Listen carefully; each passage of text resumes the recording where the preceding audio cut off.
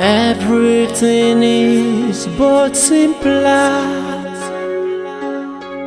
than you can ever imagine.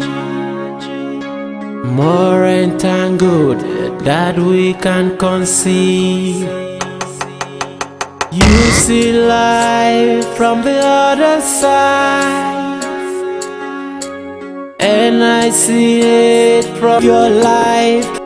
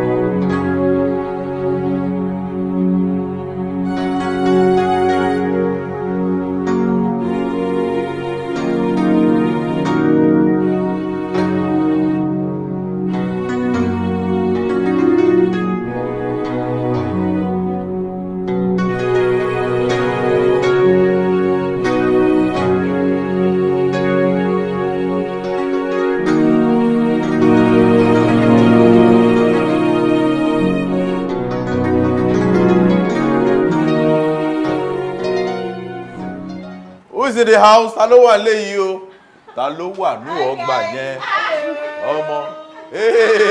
Look at this guy. See my paddy o. Dave, how far? Kí ló ṣẹlẹ̀? Madam. Èwo lẹ wá ń ṣe lẹ́nu ọ̀nà yàrá. Tẹ́ bá máa wọlé ẹ wọlé. Tẹ́ bá máa jáde kẹ́ jáde. I can lazy about náà ní jàre. Get ladies stuff. You see, already sọ pé òun mú mi lọ. Wọ́n dé which one is ladies stuff? Ṣé mo lè máa lọ? Ẹ máa lọ. Wọ́n ti lọ ṣe tí wọ́n. Káwa lè ṣe tí Wọ́n náà ṣe tí wọ́n. How the business? Èwo tún ní business báyìí. Patrick, àgbà ló ń dá yìí. Mélòó kan mo fi jù ẹ́? Ìgbà ló máa solidify engagement ẹ pẹ̀lú ọmọ. See, me, I don't understand. This same talk, lo sọ títí last week tarira. Now today again. Má gbàgbé pé èmi ni mo link ìwọ àti ẹ papọ̀, and you are my first cousin for God's sake.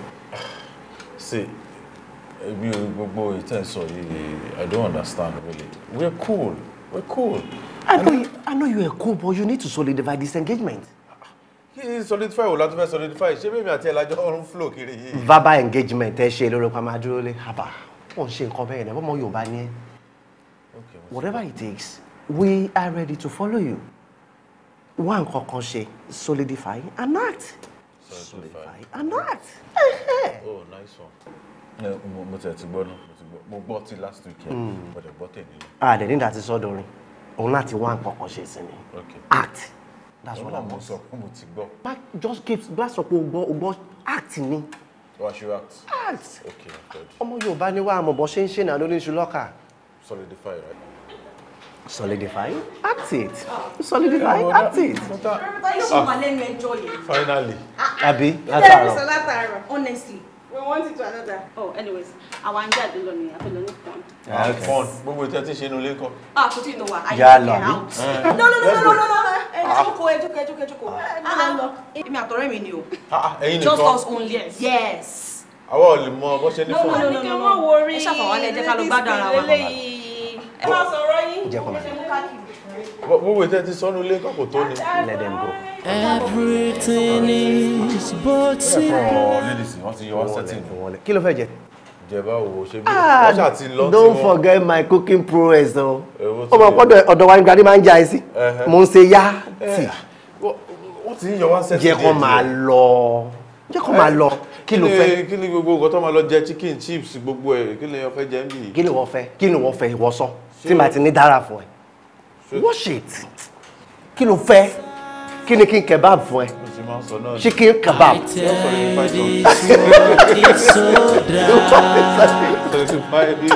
Imagine say you dey live your life the way you plan am. This life would have been so beautiful.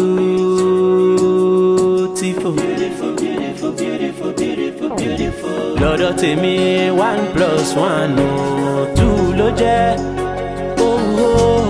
lọ́dọ̀ tìyẹ 2 + 2 22 ni tó kọjú sí ẹ̀yìn ló kọ sí mi.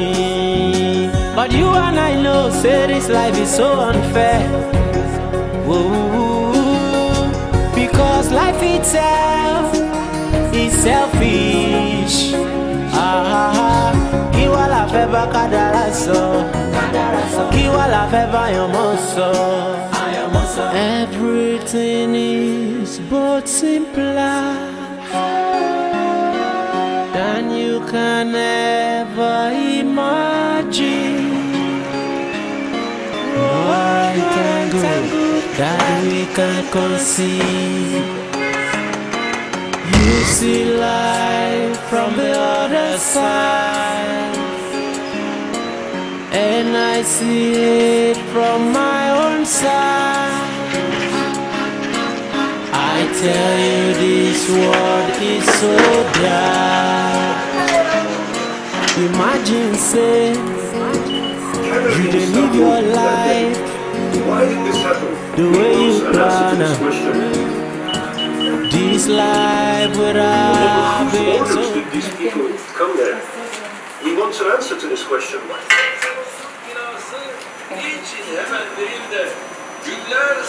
Why was the consulate building open for an investigation? Not immediately, but days after. We want an answer to this question. Thank you very much. Even when the murder was clearly committed, why were many conflicting announcements made? And why is the body of a person who has been murdered still not being found?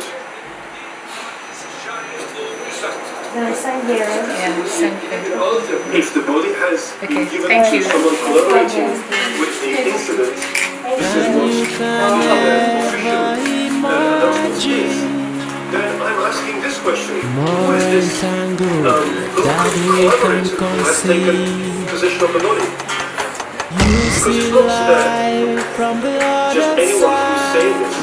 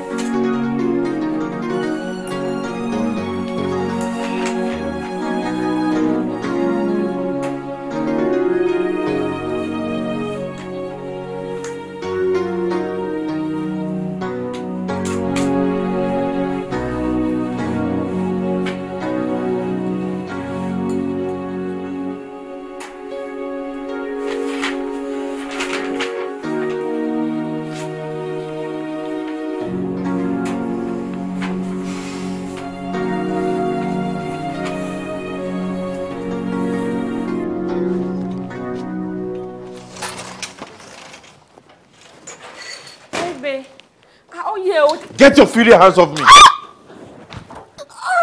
Baby, what has come over you? Kí ni mo ṣe fún ẹ? Bàbá ẹ ni kò lọ bi léèrè question tó ń bi mí yẹn. My father. Nonsense. Baby, what has come over you? What did I do? How are you, rẹ? Ṣé dáadáa ló wà? Kí lọkàn rẹ ń wí? Kí lọkàn rẹ ń rò? Èrò wo ló mi gbénú ẹ? Ṣé rò dáadáa ni? Àbẹ̀rò ibi ni? Ṣé rò dáadáa ni? abero ibi ni. Do you ever know this? So,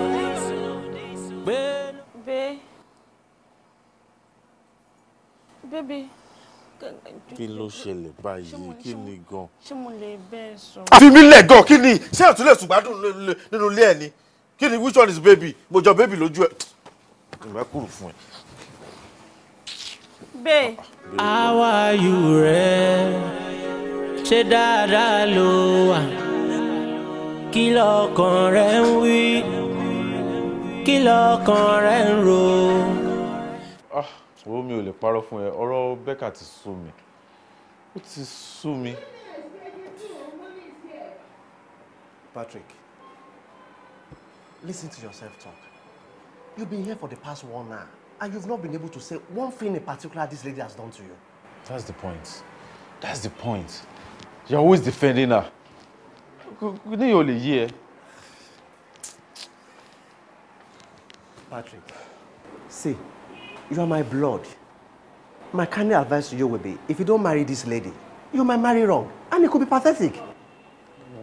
Go ahead and marry her then. What did you just say? Wo mi ò ṣe ọmọdé mọ́, bó dẹ̀ mọ̀ nǹkan tí mo fẹ́. I keep saying something, you are saying something else. Please, I'm not liking this. Patrick. Everything is Please don't part with me. You walk out on me because of Becca. Than you can ever imagine. More entangled that we can conceive. You see life from the other side, and I see it from my own side. No, it's okay. It's okay. It's okay. Calm down. Calm down. Oh, jeez. Calm down. No, it's cool. Only Jake at the bank, but boy ain't telling me, boy. Go and say you don't tell him all at the bank. Yeah, I was born in this neighborhood. I know how it goes. Oh wow. Sorry. Nice neighborhood. Yeah, basically, it's much dangerous than this. The new breeds are harmless. You think of all this. Okay. Now I know a jungle will always remain a jungle. Yeah, so they say. Okay. Thank you again. It's all right. Oh, it's all right. You're welcome. My card. Oh, okay. Yeah, my name is Dave. Oh, I'm Desiree. So, what happened to your car? No, Moko, one of street on Jack me, and I don't know what to do. You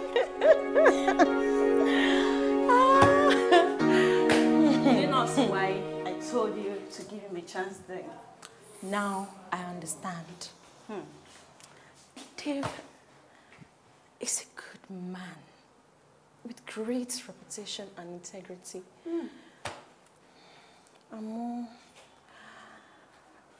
Oremi, Erushing Bami. Why? It's too good to be true. Baby, look here. Nothing is going to happen. I mean, kò sí nǹkan tó máa ṣẹlẹ̀, okay? Remember, he's my childhood friend. And if he messes up, I will deal with him. Ayé ìgbà kan nìyẹn. And please stop saying that. And why? Because he's now a man and my husband too. Ẹ má bínú ẹjọ́ o.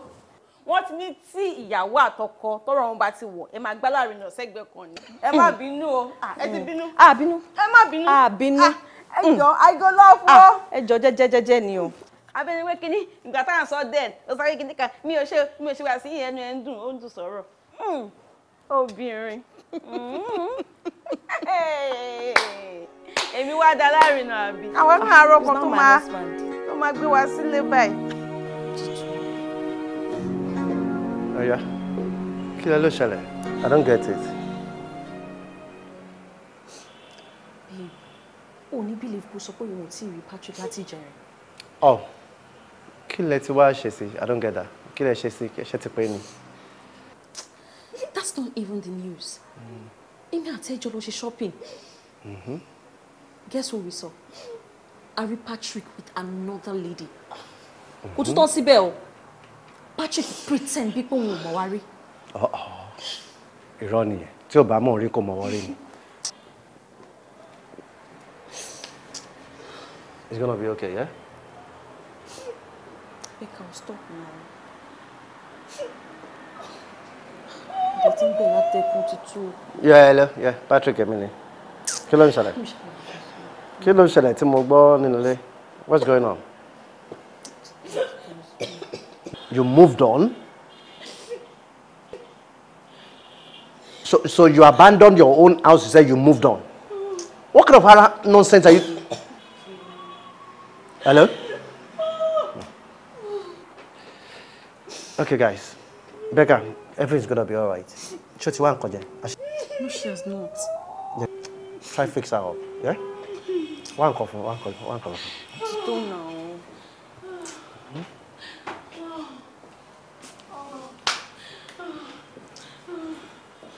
Becca, How are you? look at me. Ṣé dáadáa ló wà? Kí lọkàn rẹ ń wí? Kí lọkàn? It's alright there. Báwo dé ni? Oh, accumulated stress and it's in ronú jù. Becca. Gba medications ẹ. Ṣé kí ni mo wọlé ṣubú? No, wọ́n wá nǹkan tó máa jẹ. Kí mi mọ̀ wọlé. Yeah, àwọn sedatives tó wà ní oògùn tó fún ṣì wà lára ẹ̀ so. Pẹ̀lẹ́.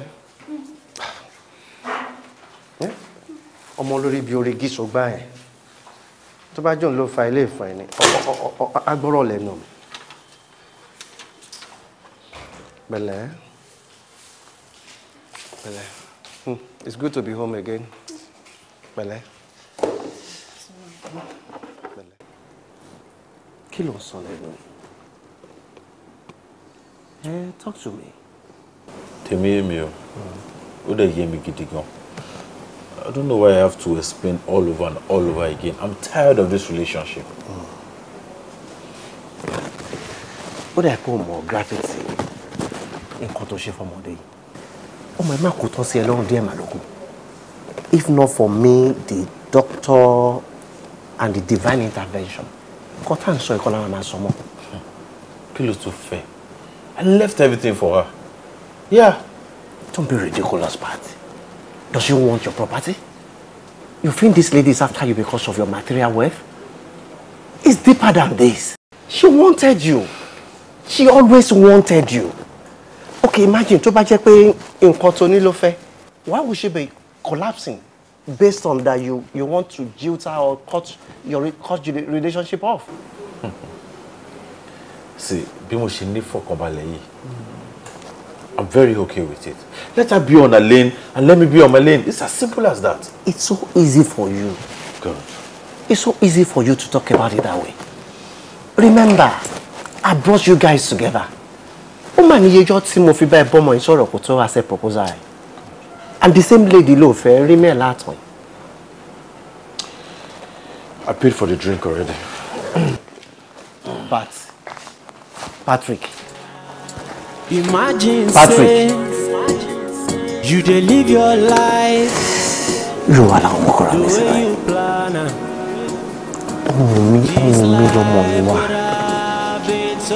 I brought them together.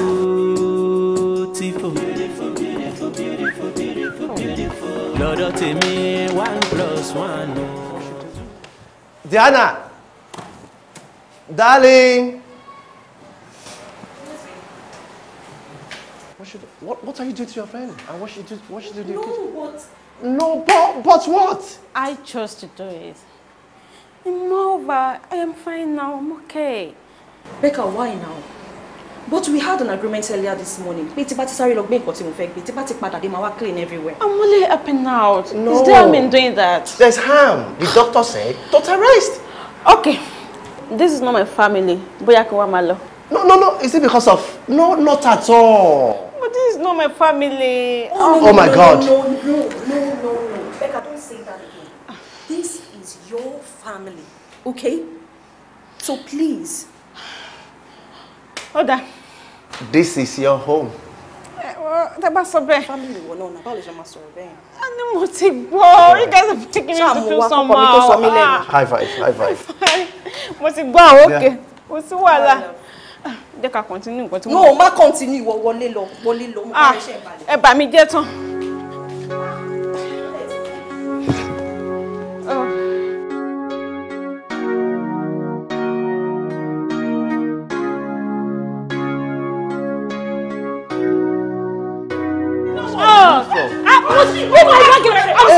Hey, come on, Shale. Hey, come on, Shale.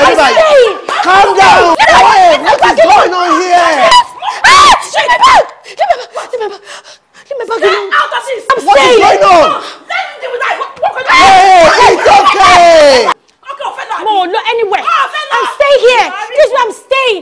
It's okay. Oh my God. Just hold it. Just hold it. No. You think you can stay, right? Hey, don't shoot. Hey, don't. Okay, move this thing out. But simpler than you can ever imagine. More entangled.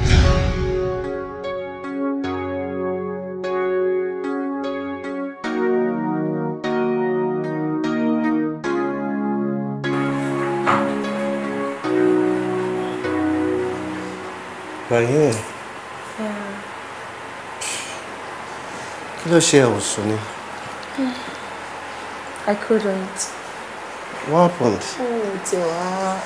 So we decided to go with Discovery Channel. Sure, okay. I'm okay. You're not ready to go. I'm not. Oh, turn on me, man. I'm not as good to do like I said. I'm really soon. I guess it's still myself. I'm not possible. I think you spoken to the professional about it. No, I haven't. What did I do? Because I don't want to. Késo bí ato debo.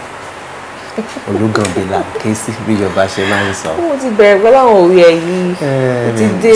Mi ò fẹ́ sign tí mo rí mi ò like it. Just talk to me. I will.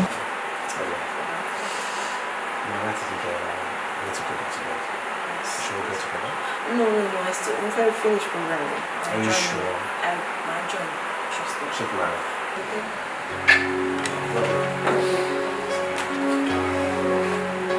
You sure you're cool like that?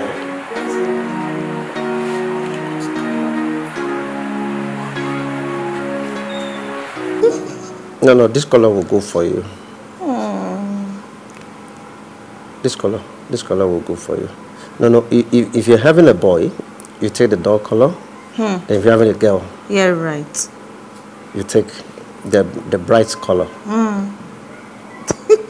Is my baby sleeping? What baby is sleeping? It's my baby. So it's my baby. It's my baby sleeping. Every time, every minute, you shall my baby. Is your baby fine? Is your kidney? Is it not my baby too? It's my baby sleeping. The baby is sleeping. Is my baby boy sleeping? How do you know if he's a boy or a girl? So he's gonna be a boy. Oh, you didn't tell me you are God. Shame me. Can the Bible say, "Yeah, God." Like began like. Oh, Dave, Pastor Dave. Like began like. You want to pick up a call? Okay. Hello, Bolu. Báwo ni? Boluwa. Oh, no. Ṣé bí number 2 ni? No, padà sẹ́yìn díẹ̀. Okay, dúró síbẹ̀, mo ń bọ̀ wá pick ẹ̀ nsìn. O ní bí lipo lódò lọmọ yìí ṣá. Ó fi enjoy. Èwo ló fi mi lọ? Ó fi enjoy. Mo ń bọ̀ jàre. Come here, let me pick out. All right then.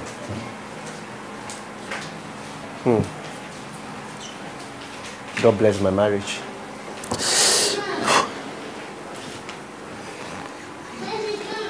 Kìsì wá wo. Àwọn batteries tí mo ní. Ó ga fún ẹ o. In fact, you are stressed already. Ó ga jù. Ẹ ṣe tẹ́ bá mi gbé báàgì. Ẹlẹ́nu. Ṣe lunch. Ṣe lunch skin. Láì ṣe pé o tí ì débi tẹ́lẹ̀. Pẹ̀lẹ́. The most beautiful sister. Yes, Castle. How are you? I'm fine. You know, I was stressed coming.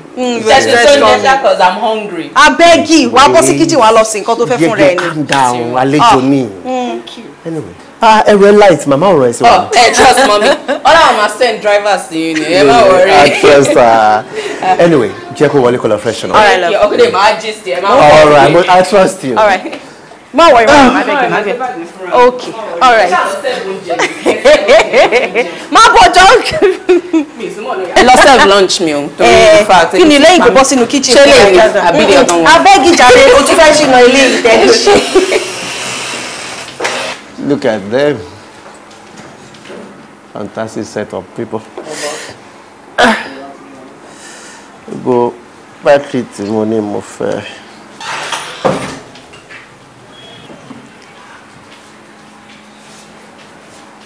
Orí polodo lọmọ yẹn. O wá sọ pé mi ló polodo. Wenu e. Gaju. Ṣé tí kò mú bolo lọ yàrá? Lo mi bó ṣe mi e. Wo jẹ́ kí mi. Oni de exercise mi. Wo ṣé mo ti sọ akalẹ̀ gan sí ilé tẹ́lẹ̀ ni. Pẹ̀lú agreement wa yìí 4 years agreement. Gbogbo oúnjẹ lele on jẹ. Mo ti sọ akalẹ̀ yìí. Èmi ò complain. O complain. Iwájú mi gbà, aya mi gbà. I'm not complaining. Títí bí mo fi ní gba passage mo. Wait, see. I like it the way you look well fed. It's a plus for me. It's a plus for you. It's a plus for me. No complain, John. Okay. I like it this way. Anyways, so pé kó lọ post Bolusi. So kò tí really mọ bí ti primary assignment wa but tó bá ti get mo ti sọ fún pé àti máa wá bá ṣe máa get accommodation sí ìtòsí bẹ̀ so don't máa wá easy fún láti máa lọ sí ibi iṣẹ́ padà. Why is it late me? Guest room tí Becca man put up single. Emi àti ẹ already agree on this and that's it. So what? I read in agreement papọ̀ no let me o dem o kan pa. I'm not saying you're not part of the family. But o mọ̀ pé mi ò sọ fún ẹ tẹ́lẹ̀ and I don't want to disrespect you. Me ò complain now. Fi mi àtàbúrò mi náà lẹ̀ now. Gbẹ́ni. But seriously. Anyways, o sọ pé o ti ready láti jẹun. Jẹun pẹ̀lú wọn. You know, I don't care when I'm with him. Seriously? So this is all the food. All the nutrients. Inclusive. Oh my goodness. I so want to my days. Seriously, I like it that way. I think you're hungry. Yeah, I can never have you enough. Seriously.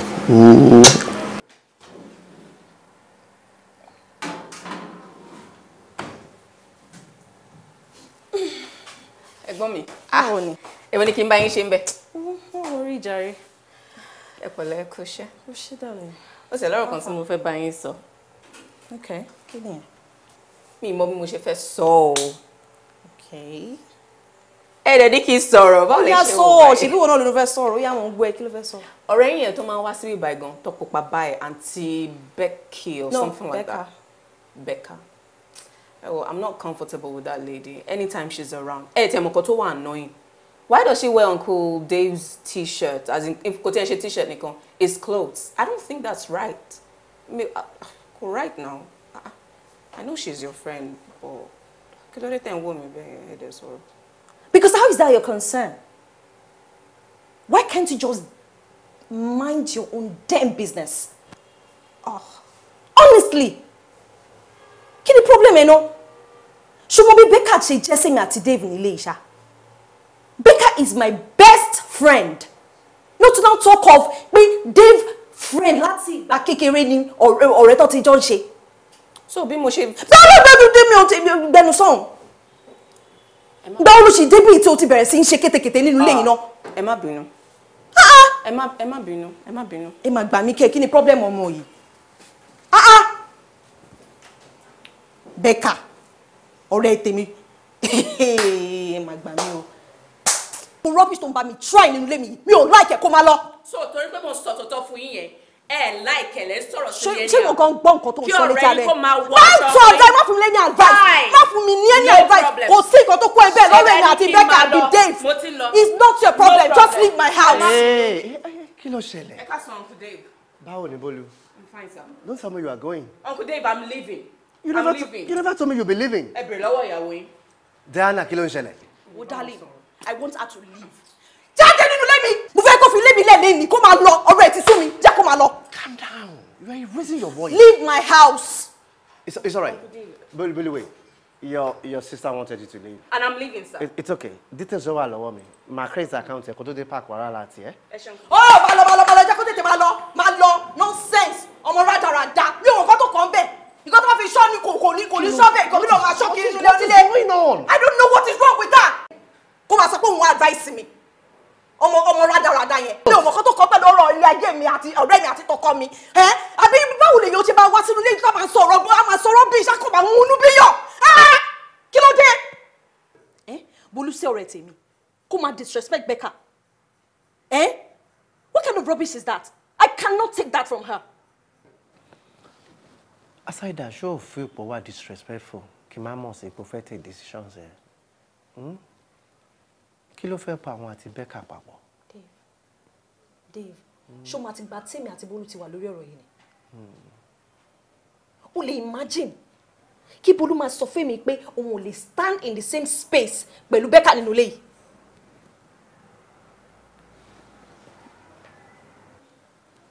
Even at that, the temperament of which you sent out of the house is not good enough. Well, she had to leave.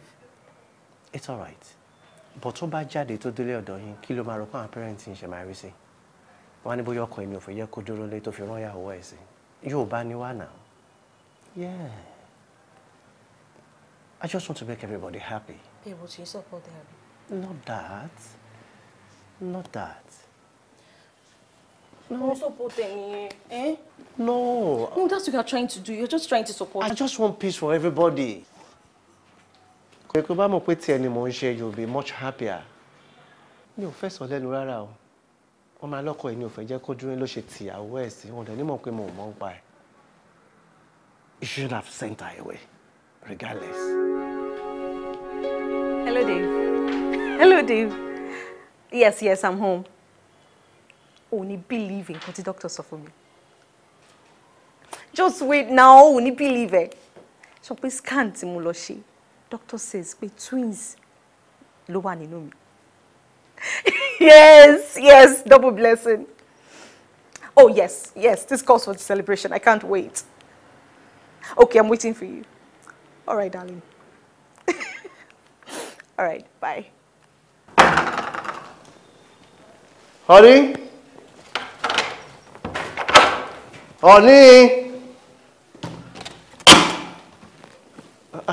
Mo ló gbà lọ.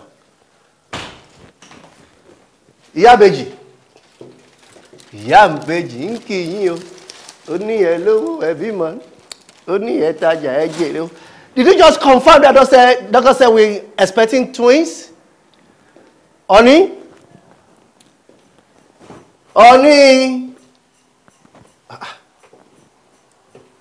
Ṣé pè mí tó ń sìn ní kẹ́?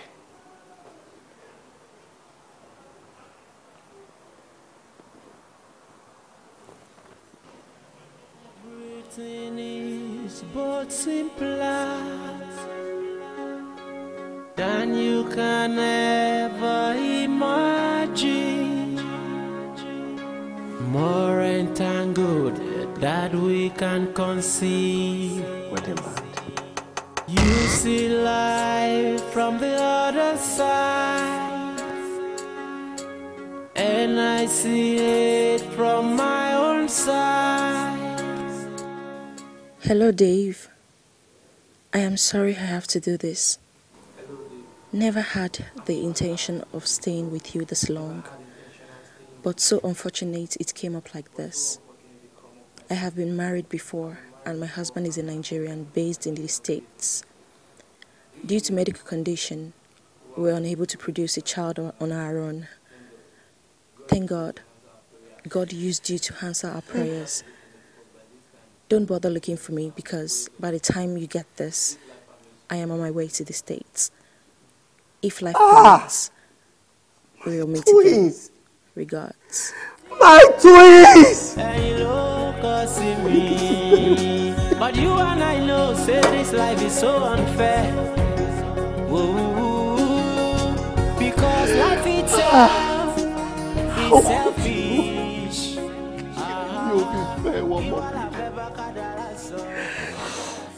mi ò fi fẹ́ wọ ọmọbìnrin mo fẹ́ bí ẹ mo fẹ́ra ẹ. How could you do this to me, my God?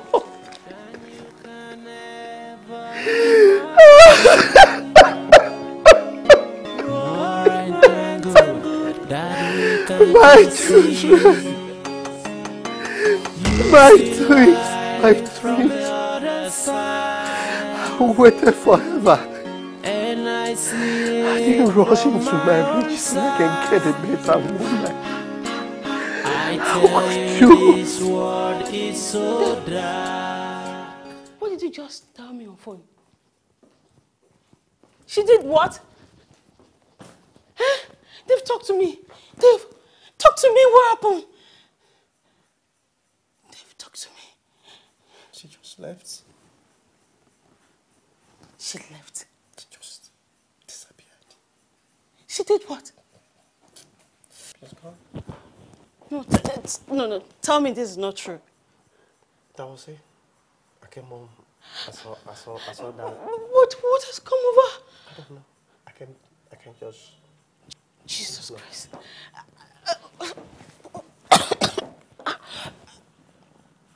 Oh my God. I'm checking like this can't. No. This can't be. Tell me this is not true. That's how it was. She just left the house with my babies.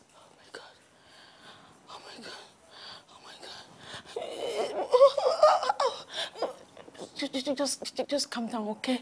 Calm down. She left with my babies. Oh my God! How could she? She left with my babies. It's okay. I know how it feels. It's okay. Please calm down, okay? Calm down. She left with my babies. I understand how you feel. I love that so much. I love that. Calm down.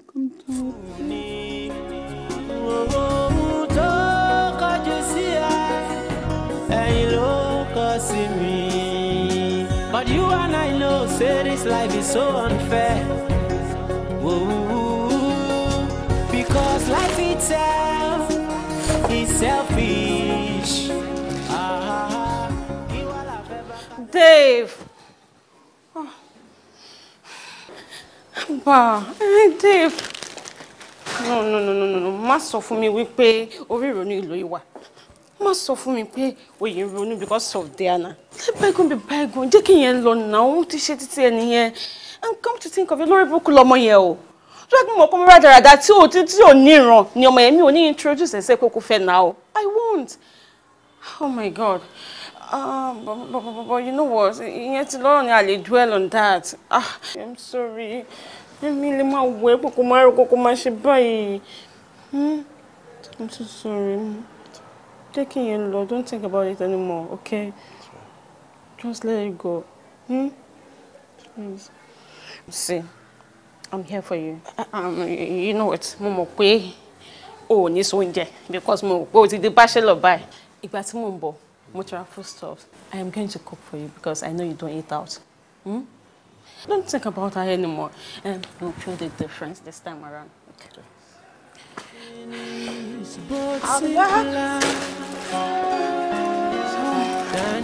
I'm ready for you.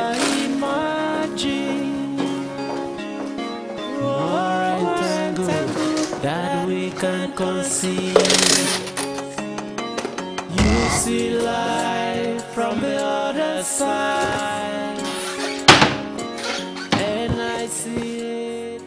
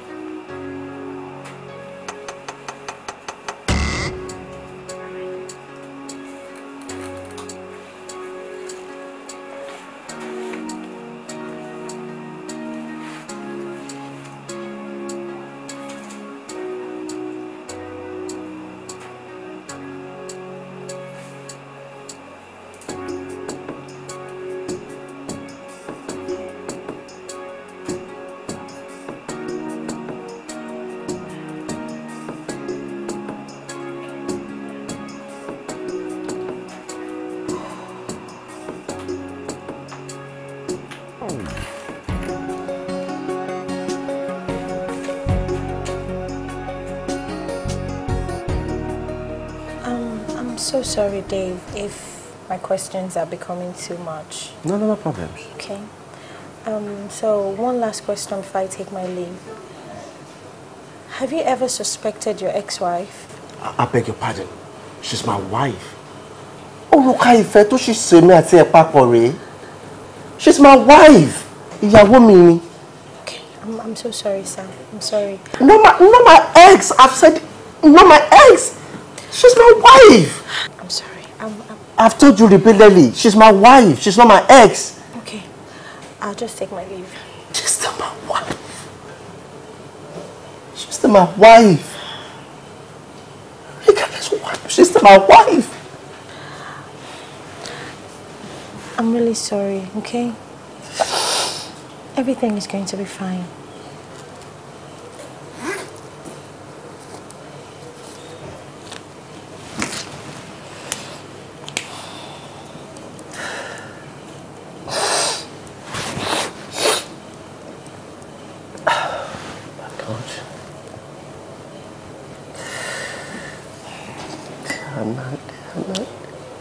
My wife. She's still my wife. You can call me anytime if you need someone to talk to, okay? She's my wife.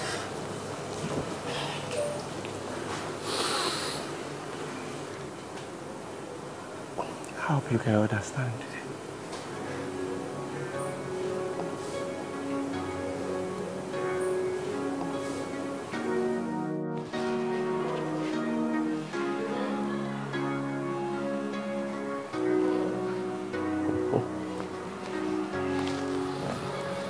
My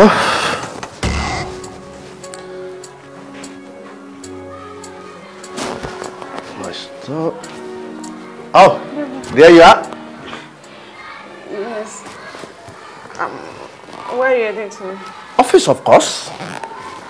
No. Dave has got his grooves back. No. Just hold on. Must have been a lost vision. No, Dave has got his groove back. I'm going to work. Seriously. But they were active in the show now. Possible. Come off it. Why will I continue brooding on someone that hurt me intentionally? Besides, it's good for my PR. Everybody wants to see that guy that his wife disappear with cookies and give it to another man. It makes me more popular. It's good for my business, for my PR. Wait, I can't continue brooding on someone that hurts me intentionally. It's gone, it's gone. See? The ring is gone. Don't insist. It's alright. Fine, take care of you. I will. Okay, find something to eat. Very well. I'm going to come now. And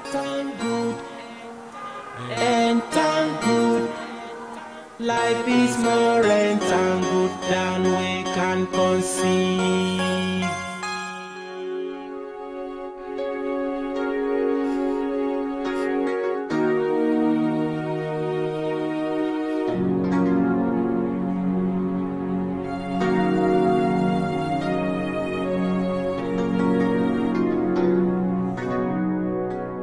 How are you ready?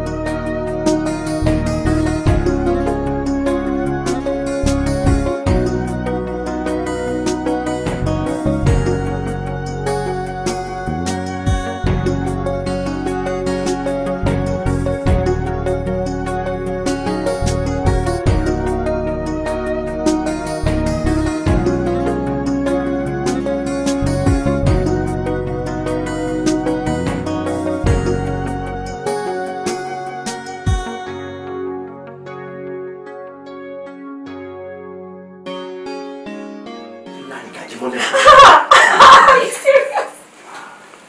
Oh my God.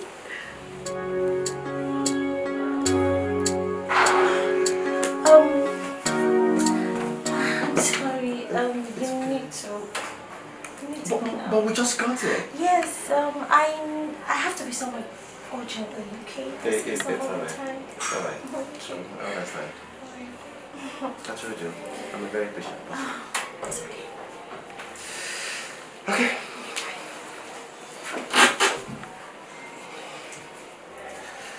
You sure you're cool? Yeah, I'm okay. Perfect.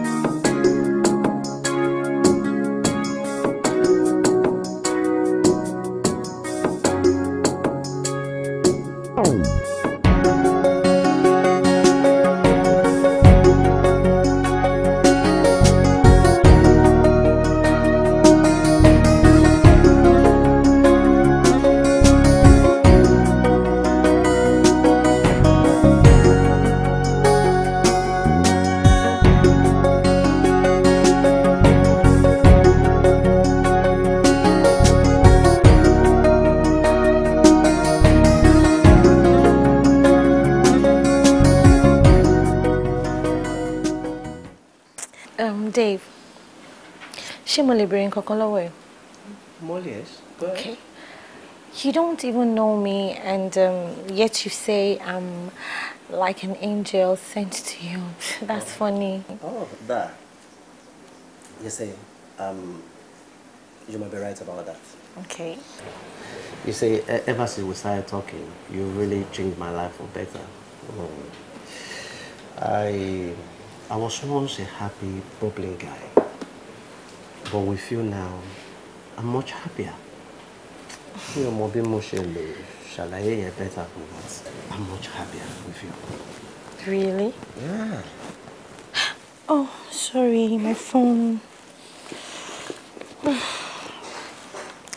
I'm sorry, I really have to go now. Oh, why is that? Yeah, I have a conference call to make by 10 p.m. I'm really sorry. Oh, I never even asked you. What do you do for a living? I consult for insurance companies. I mean, multinationals. Oh, wow. Yes. That's cool. Yeah, don't worry. With time, you'll get to know me better, you know? I'm a very patient person. Okay, yeah, so shall we? Okay, you drop me off? Of course, okay, yeah, I will. Cool. All right. Yeah. Okay. Thank you. That's you.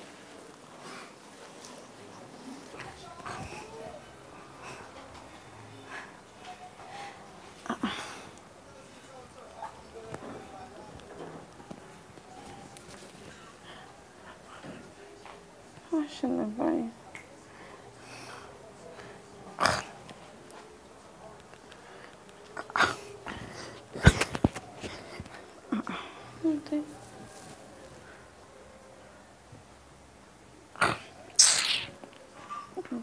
No, for God's sake.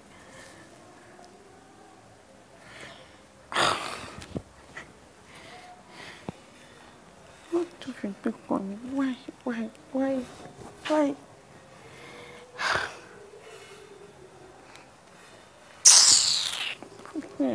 No, I'm serious.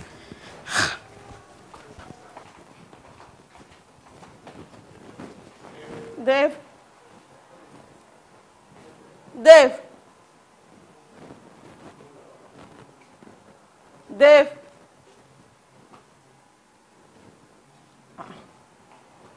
What did Dave work well?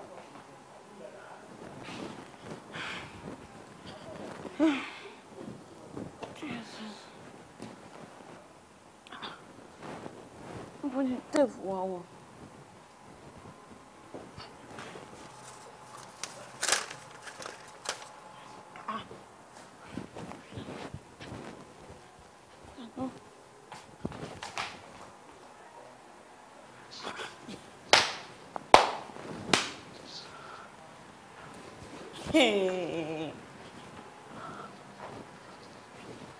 Oh, Becca, you're here. And who was that? My friend. I said, who was that? Oh, calm down, Mom. Most of us will not run me, don't drop me. At this time of the night, Job let him walk in the share. Becca, this is Dave. Calm down, Mom.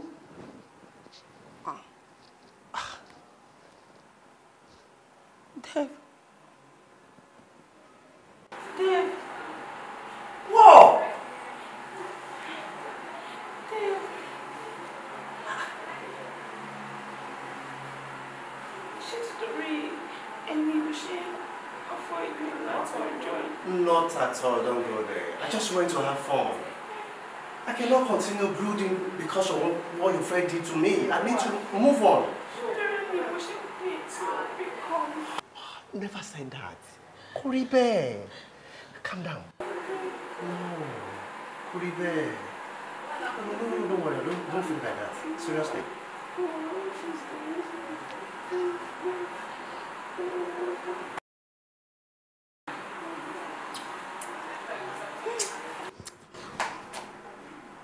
It's okay. That's it. Sorry.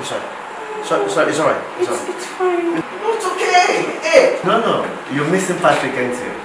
This is Dave. I'm not Patrick. It's alright. It's okay. Seriously. It's alright. It's alright. I can cope. It's alright. Ṣé dáadáa ló wà? Kí lọkàn rẹ ń wí? Kí lọkàn rẹ ń rò? Èrò wo lomi gbénú ẹ? Ṣé rò dáadáa ni? Àbẹ̀rò ibi ni? Ṣé rò dáadáa ni? Àbẹ̀rò ibi ni? Do you ever know this? So, where no one can have this whole world to ease or aside. So be careful the way you live it. Like Dave! Whoa! Dave! Dave! What is she doing here? What is she still doing here? And why is she wearing a t-shirt? Calm down. Doesn't she have a home? I know. She doesn't have a home? We've discussed this before. And I told you, money ways of going about things. You only 5 minutes a year, right? Let me handle it my way, huh? Look, you're speaking too many English, okay? Just sort it out. It's all right. Thank you. Do you want to sit for? If you will sit for me, please. That's my baby.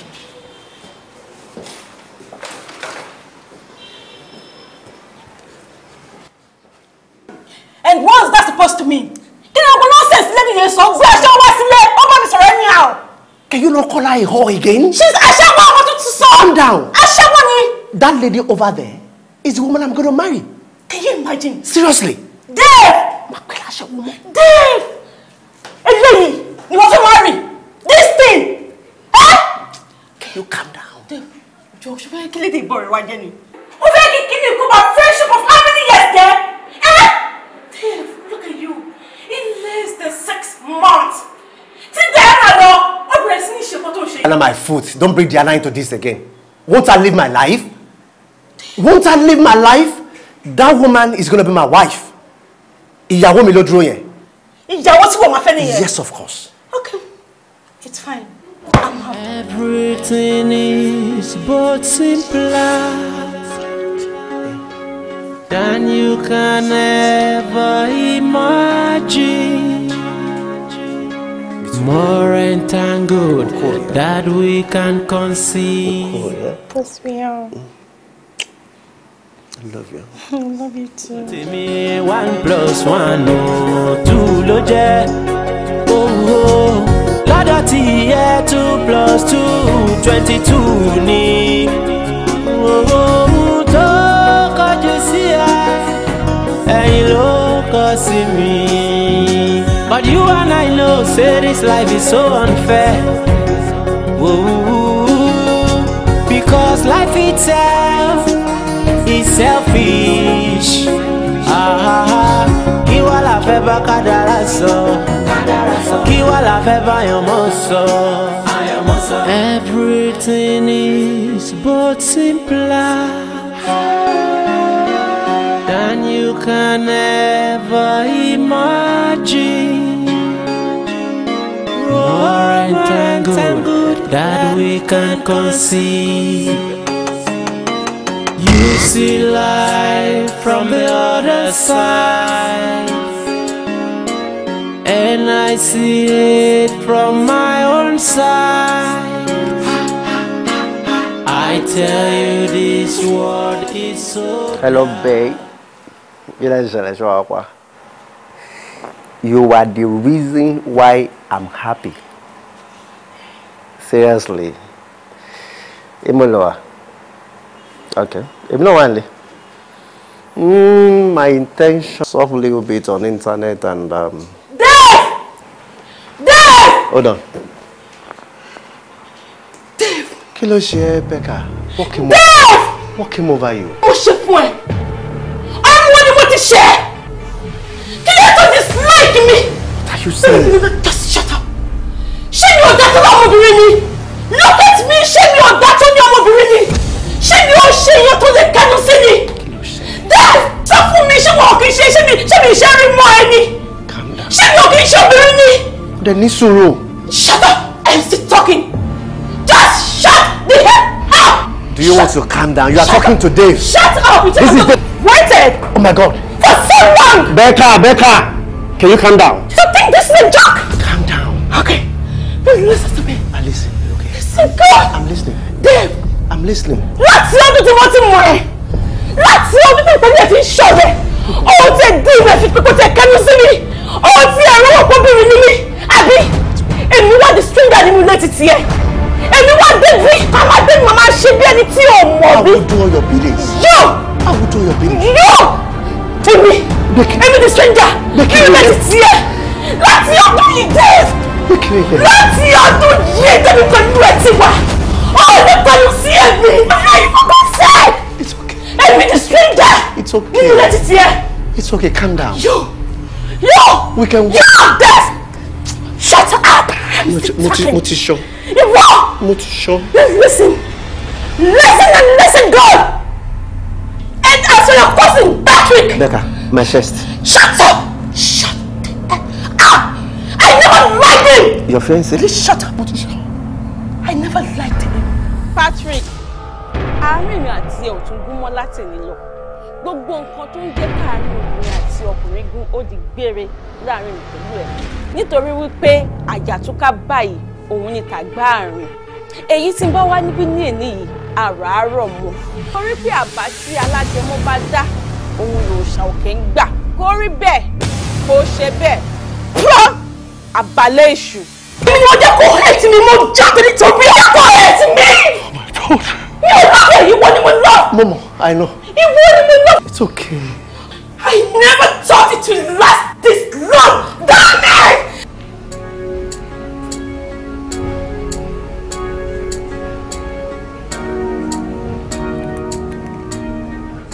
Hello? Diana, where are you? Mo ti dé ìbáyìí now. Oh, please, Madam Iduro, okay. Madam Iduro, all right.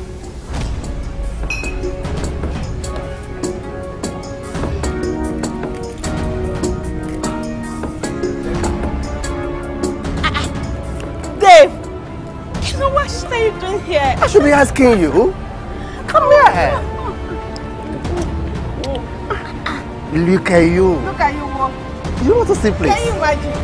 Kí ló wá ṣe ń bí báyìí? Kí ni wọ́n náà wá ṣe? Èmi wá dúró tọrẹ mi ni a fẹ́ lọ sí birthday party kan ni. Really? Yes. Kọ́kọ́ máa ń kú lọ fẹ́ ìdórí mi ń bí báyìí. Ìwọ bọ̀bọ̀ yìí, ìwọ. Ṣọmọ kò dáa. Anyway, Shakespeare kì í ṣe wà lọ́wọ́ ẹ̀. Ìwà ń lè nà báwo ìfẹ́ sọ stop. Mo ò lè sọ́nù kò possible.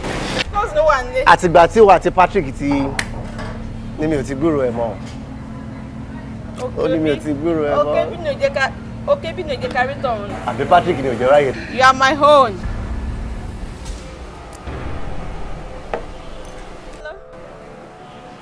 Over here, come over here. What's up? Mo ti pẹ́ jù now. Have your safe place. Dave, meet my friend Diana. Diana, meet my friend. my childhood friend. Like, then I meet. How are you? I'm fine, thank you. Becca. I don't know where she's from. I don't know who she is. But I believe I've seen my wife. Stop that. You're just meeting someone for the first time when you've seen your wife. Ow, why will you even share then? Anyway, at least I've made my intention known. And I know my friend. She tasted. Oh, she tasted. We shall see. Anyway, what would you like to drink? Dave. Oh, forgive me. Oh, Abba. Forgive me. Okay, kill FM. Because I'm Okay. Batman. It's okay. You have me now. You don't have to shoot me. I love you. Ogumbo, Oya, everything. And as for Diana, your friend, she's gone. Shut! Motisha. I killed Diana! Only believe in what the doctor said for me. Just wait now, only believe it. So please can't Muloshi. Doctor says we twins. Lower ni know me. Yes, double blessing. Oh yes, this calls for the celebration. I can't wait. Okay, I'm waiting for you. All right, darling. All right, bye.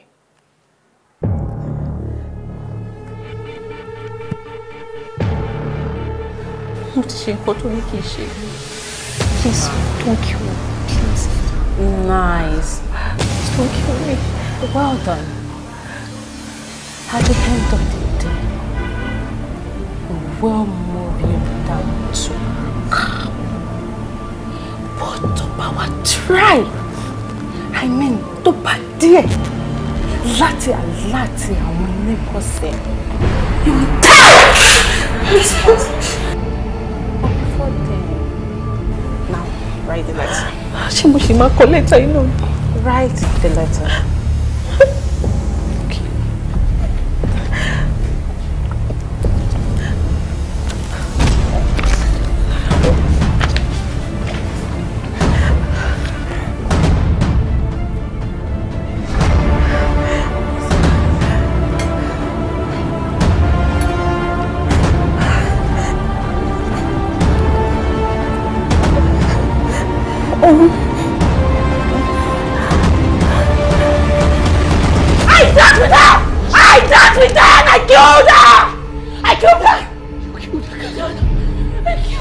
You killed Diana and the twins.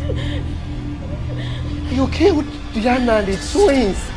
It's okay. Look at now. Okay. The deed is done. I know you love me, and I love you too. How can I be so insensitive about you? Láti kékeré láti ń bọ̀ rẹ̀ wá.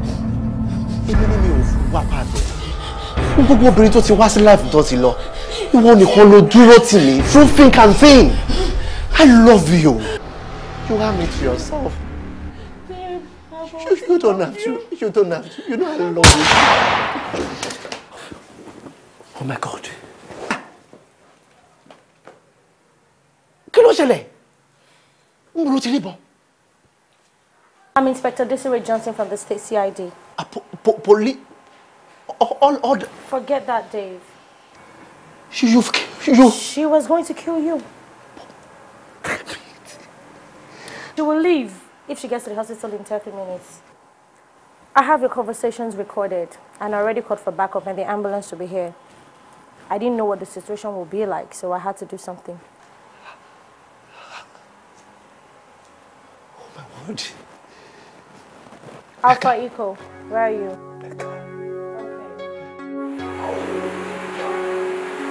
Was that the first time?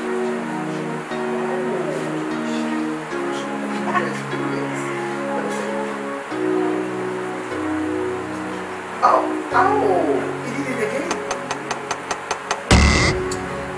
Okay. Wow.